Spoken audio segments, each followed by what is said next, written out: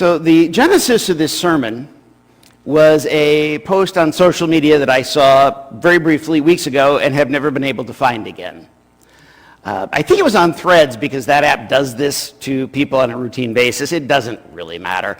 Whoever the poster was, and they told a story about a physicist who gave a presentation on Christianity and science and how their scientific work supported and enriched their faith in Jesus and the Bible as historically understood by the Christian church. In the question and answer session after the talk, someone in the audience came up to the mic and asked, "How can you believe a God who's that big can possibly even notice individual people?" And the scientist responded quietly, "My God is bigger than you think." And I wish I could find the source of that, if only to give credit wherever it may be due, because that is brilliant and absolutely spot on. You know, if for some reason you needed to summarize Psalm 139 in a sentence, I don't know why you would, but if you did, that would probably do as well as anything. As Derek Kidner, whom I've referenced a few times in recent weeks from his commentary on the Psalms, puts it, any small thoughts we may have of God are magnificently transcended by this psalm. Yet, for all its height and depth, it remains intensely personal from first to last. In that spirit, though it would be easy to dive deep into this psalm, and because there's a lot here, I want to take the 30,000-foot view and look at the ways that Psalm 139 shows us that God is bigger, with echoes in the Gospel of John. First, it's easy for us to affirm that God is big enough to see everything, since we say he is present everywhere and all that, but not really think that through or put a great deal of weight on it. It's understandable. My eyes allow me to see everything that they are pointed at most of the time, in the sense that my eyes are reporting all that information to my brain. This does not necessarily mean that my brain is paying attention to all of it, or even necessarily any of it. You know, I have seen all of you this morning. I'm seeing all of you now. But if you had me close my eyes and you picked a random person and asked me to try to tell you what they were wearing, I probably would not have the first clue. I mean, I know you all are wearing clothes. That would be sort of an obvious thing to remember. But beyond that, not really. Not really. It's just not what my brain holds on to. God is not just big enough to see everything. He is big enough to really see everything, and to see through and behind and all around everything. David lays this out vividly in verses 1 through 4. God, you know when I sit down. You know when I stand up. You know when I lie down. And when I go out, you see me everywhere I go. And that would be impressive enough, but there's more. Because God doesn't just see the outside. He sees all the way to the heart of us, all the way to the very core. He knows every single thing about us. He knows everything we plan. He sees everything we think, and everything we're going to say before we even say it. He sees us and knows us better than we do. Far, far better than we do. Second, it's easy for us to affirm that God is God, and so obviously he's big, but not so easy for understanding to get past a vague idea of the big man upstairs. Our mental images of God are necessarily small enough to fit in our brains, and that's not a limitation that we can really fix. You know, J.I. Packer told us a story one time in class, which he said he'd found in the correspondence of C.S. Lewis, about a woman writing to Lewis and recounting that she had, for all of her adult life, struggled to pray. and finally came to the idea of asking God why that was so. And she found herself thinking back to herself, to her childhood, being raised by parents who may very likely were of a very, very strict version of our tradition, one form or another, because they took the commandment against making images of God so seriously that they intentionally tried to raise her to have no mental image of God whatsoever. They tried. She discovered that this had not, in fact, left her with no mental image of God at all, but rather with the vague image of God as an infinitely extended rice pudding. And, you know, y'all would have pleased Dr. Packer a lot more than we did that day, because he comes out with this and he's just standing there looking very expectantly at us, and we're all sitting there in silence, waiting for him to continue. He's sort of peering out over his glasses in puzzlement, and finally he says, "You aren't laughing. You must not be familiar with rice pudding. I don't like rice pudding." And at that point, the whole class cracked up. But we can't avoid forming mental images of God. What we have to do is to keep challenging them and keep blowing them up. God is not just big enough to match our mental images of him. He is far, far bigger. Big enough not just to be a God, but to be God. He's big enough to blow our minds, and far too big for us to wrap our minds around. And this is something we need to reckon with, because there are parts of the historic Christian faith which are too big for us to fully understand. And a lot of times, the world will cast that up to us as being a problem, as being a flaw. You know, if you've ever had to explain, well, not explain, but talk about the doctrine of the Trinity with a non-believer, you have some idea of this. It's probably the biggest one. And in fact, if you study church history and you look at the various beliefs that the church has had to say, this is heresy, a great many of them have been attempts to explain the doctrine of the Trinity in terms that we can understand. And in fact, if you have ever had anyone use any image to explain the Trinity to you, I can guarantee you it was one of those heresies. We can't collapse it to anything that we can really hold on to that way. Or another one. How can Jesus be both fully human and at the same time fully God, 100% each and all one person? Or let's take one that's less well known, but I think also very, very important. John Calvin's doctrine of dual causation.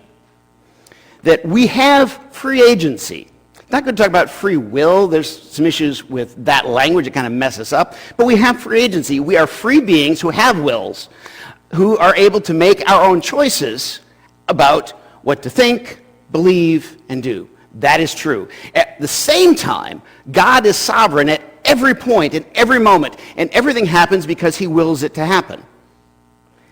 Both these things are true at once. How? Well, like the doctrine of the Trinity, like our understanding of the two natures of Christ, these exceed our understanding. But that's not a bug, it's a feature. Because any God small enough for us to fully understand would be too small to be God. And Jess Ray captures some of this and some of its significance in her song Too Good. It's been a favorite in our house for years now. So I wanted to play that for you just to kind of see what she captures.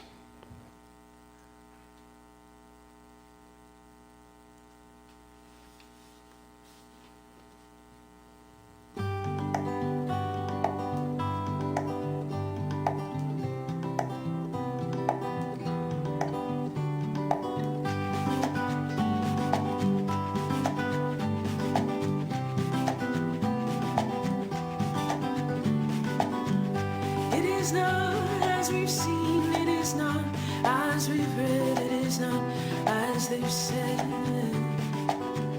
How we need to forget and we need to reset and be like children again. Are you hungry and have no money? You can sit at this table.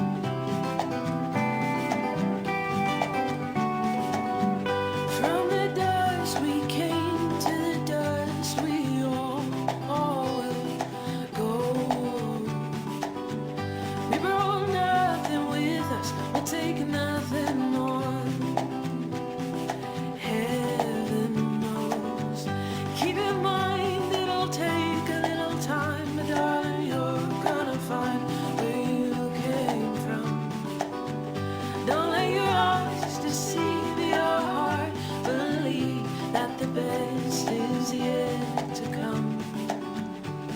Ooh, it may be too good to be understood, but it's not too good to be true. It may be too good to be understood, but it's not too good to be true. It may be too good to be understood, but it's not too good to be true. He may be too good to be understood, but he's not too good to be. La la la la la la la la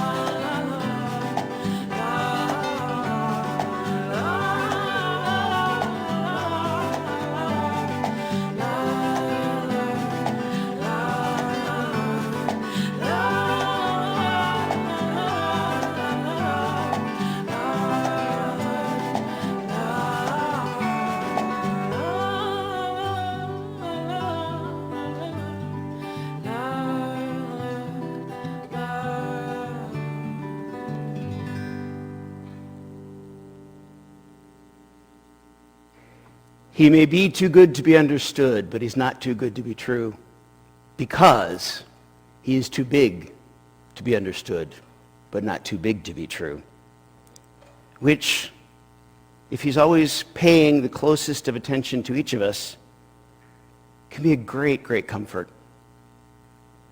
It can inspire wonder and devotion, as we see in this psalm.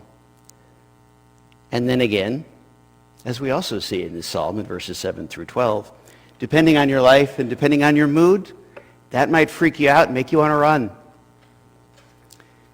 And it's easy to say that we believe God is big enough to be everywhere at once.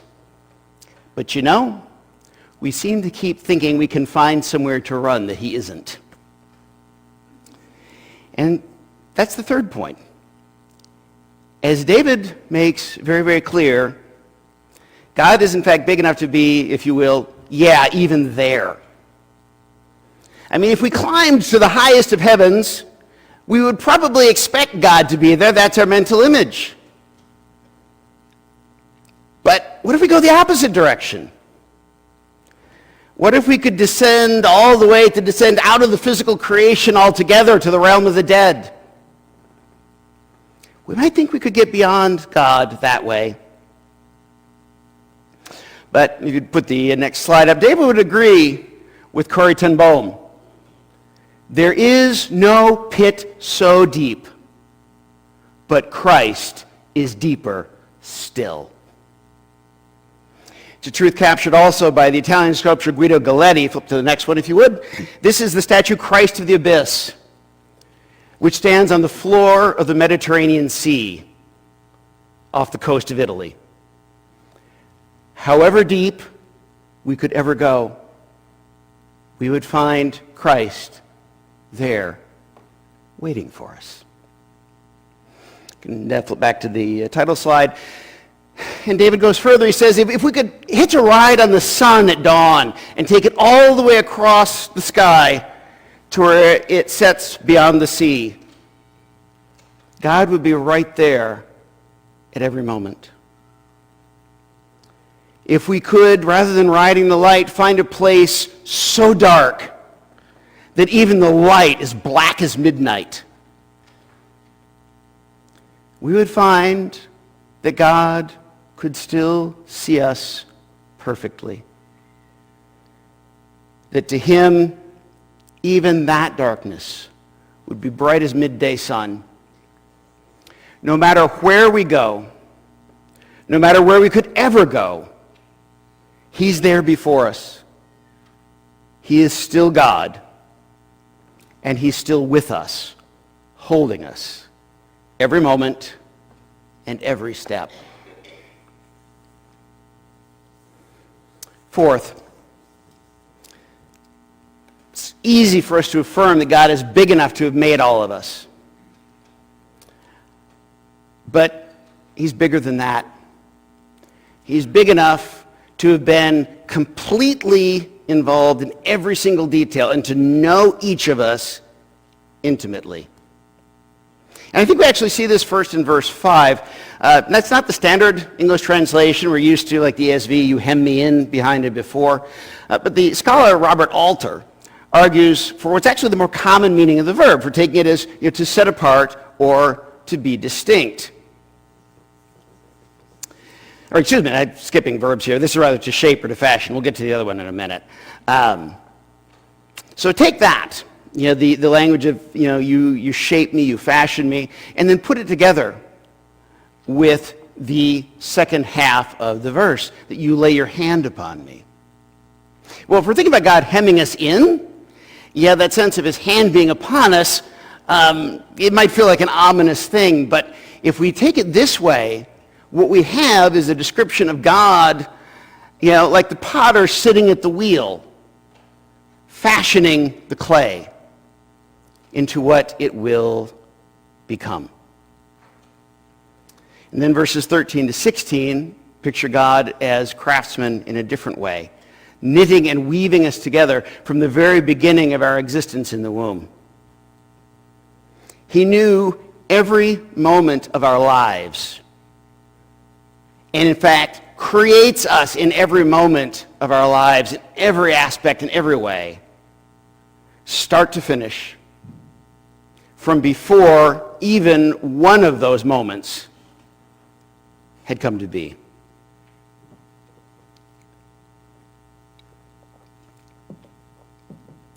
And that's a lot to be going on with.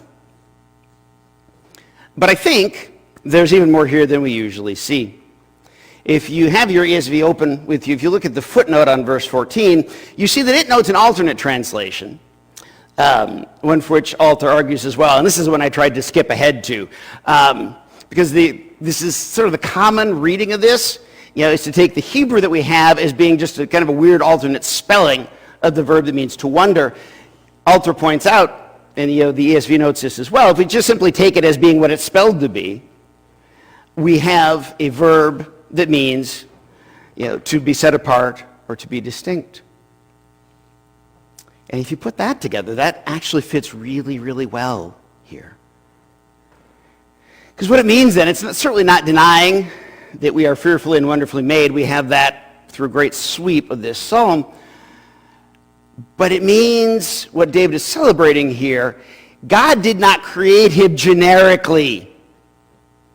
He was not. None of us are generic human beings for a generic life, with no story to tell, as many of my wife's high school students insist of themselves. Not with no story to tell, not with nothing special, nothing of significance, but rather as a unique, distinct individual. Awesomely, fearfully, wonderfully distinct, unique, singular, with a very particular identity and purpose and sense of being. Fifth, David goes further. Not only is God big enough to know all of our ways, he's big enough that we can't say the same thing in return. He's not only bigger than our ability to comprehend, but so are his thoughts and his ways and his plans. And we see this illustrated in John 20 and 21 as well. The beloved disciple is trying to come to some sort of summary statement of Jesus' ministry, and he has to try twice because he can't quite wrap words around it. He can give us a purpose statement, which is the last verse that we have of chapter 20, but Jesus' ministry was far too big to ever be fully captured. Chapter 20, verse 30, he tells us that Jesus did far more than John was able to write down.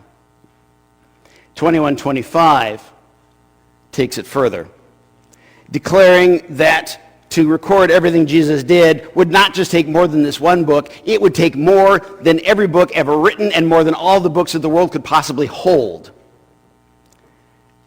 Now, is that hyperbole?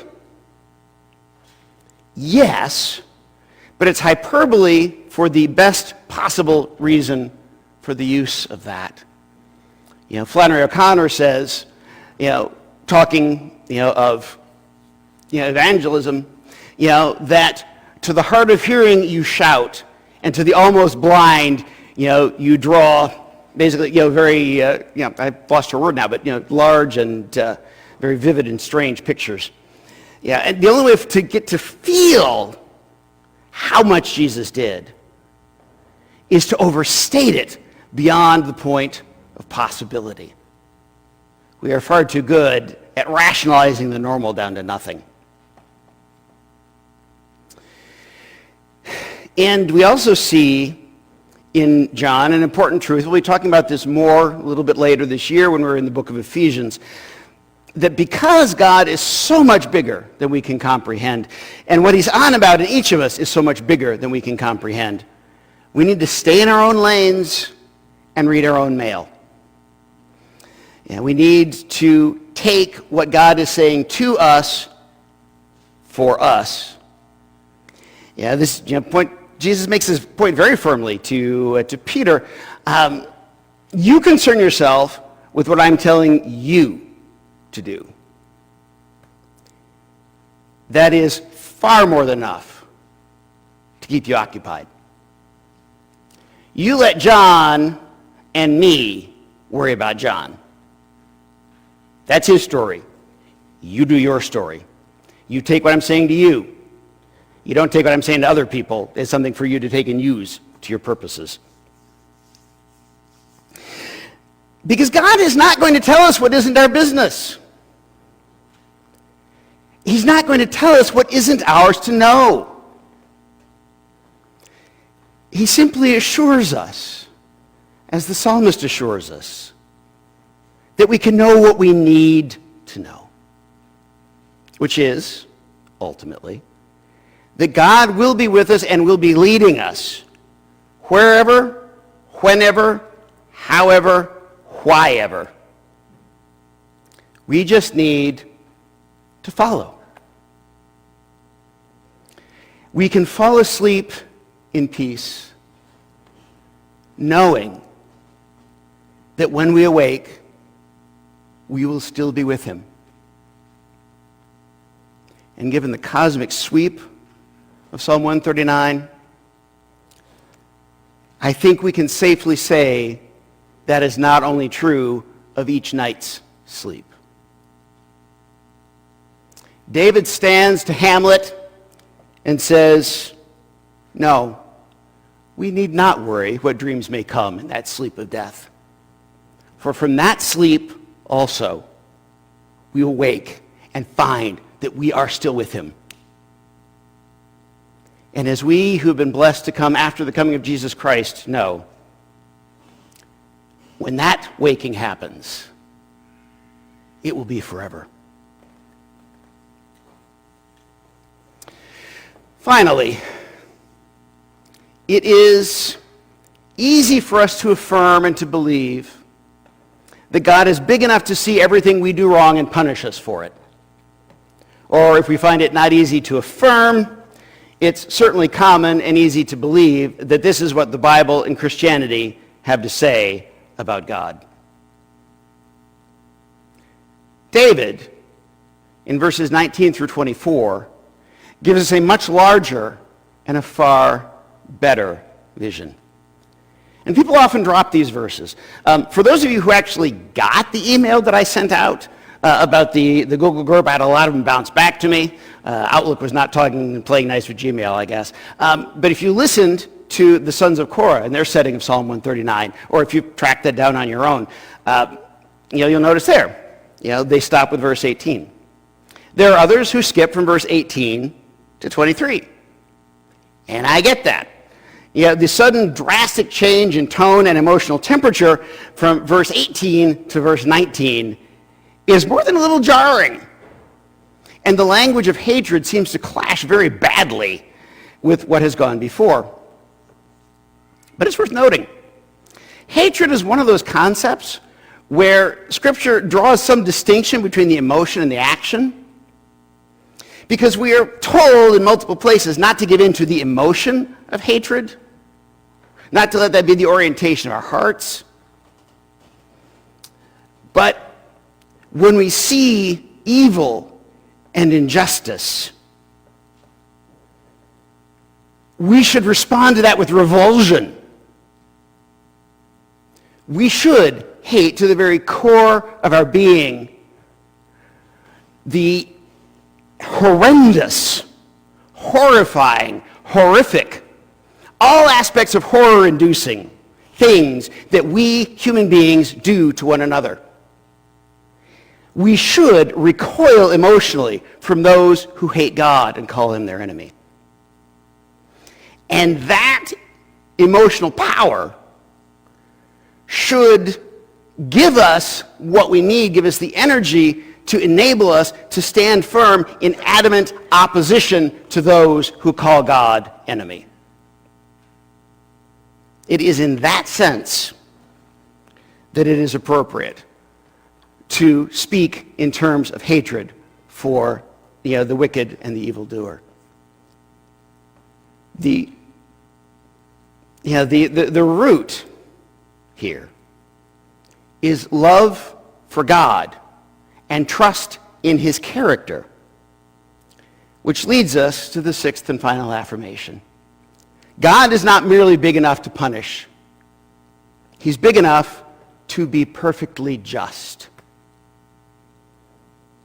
Our attempts at justice are only approximations in the best of times. We can't know enough to get anything perfectly right. And we can't do enough to make anything perfectly right. And of course, most of our attempts at justice are not the best of times. David is operating in the sure faith that God can and will do both those things. If we begin there, then we can truly commit to God's decree of justice with whole hearts and without reservation. And it is critically important to note that David points that commitment in two directions.